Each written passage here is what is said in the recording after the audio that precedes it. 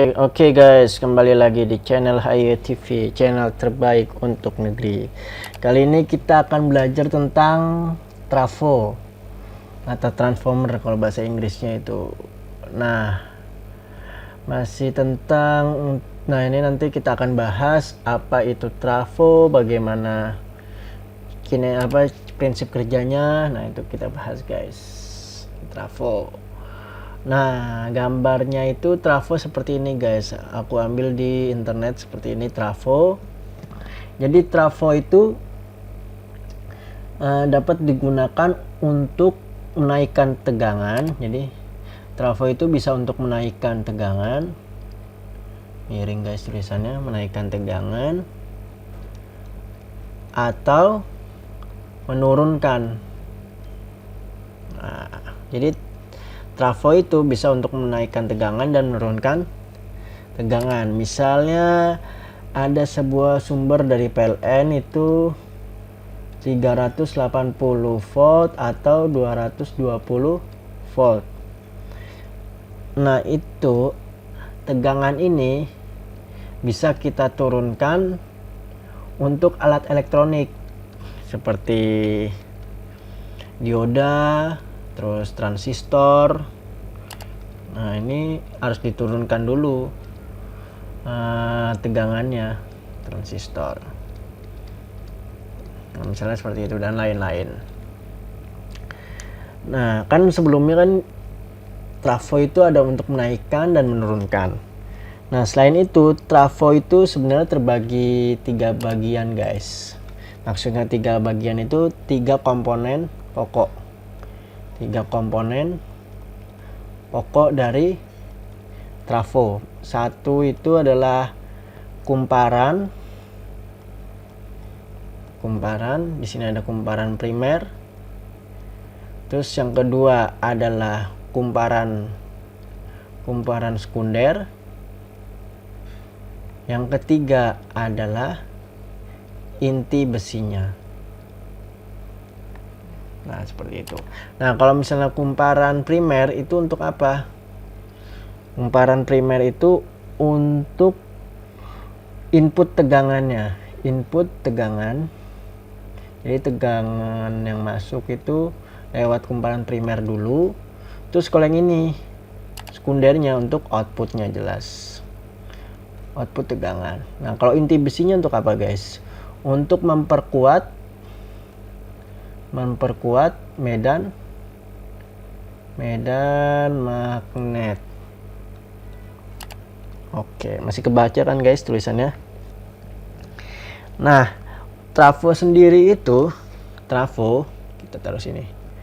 Trafo itu bekerja menggunakan prinsip induksi elektromagnetik.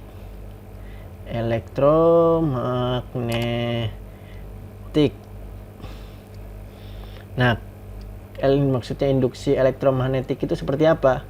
Jadi ketika lilitan primer dihubungkan dengan sumber arus listrik bolak-balik, misalnya di sini ada lilitan primer. Nah, itu dikasih arus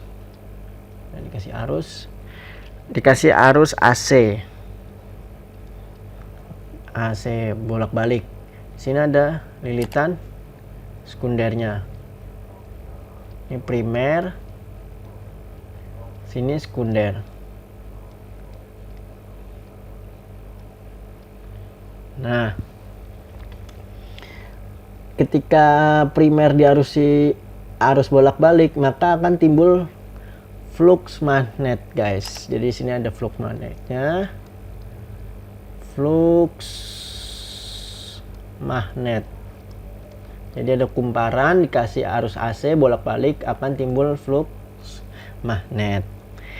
Nanti flux magnet ini akan bersambung dengan lilitan sekunder. Jadi kan nyambung ke lilitan sekunder. Ini ke lilitan sekunder.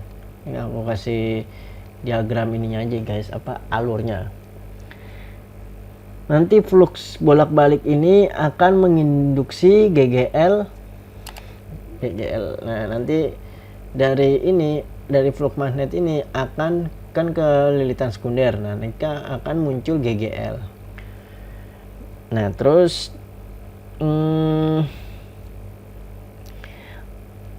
terus apa lagi ya? Nah, seperti itu cara kerjanya guys. Jadi dari lilitan primer dikasih arus AC, akan muncul flux magnet, terus nanti flux magnet akan ke lilitan sekunder, dan di lilitan sekunder akan muncul GGL. Seperti itu. Jadi, tapi nanti untuk jenis-jenis dari trafo itu ada yang tadi kan menaikkan tegangan atau disebut dengan step up. Ada yang disebut dengan step down. Nah, ini apa ini? Dua ini. Step up itu mengubah tegangan AC rendah menjadi tinggi. Jadi mengubah tegangan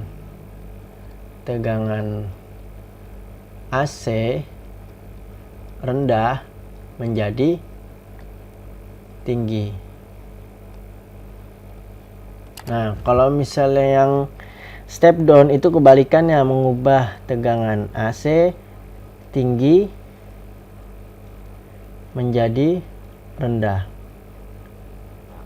Nah, apa yang menyebabkan mereka bisa mengubah tegangan tinggi menjadi rendah, tegangan rendah menjadi tinggi?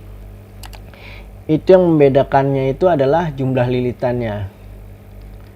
Jumlah lilitan kawatnya itu guys.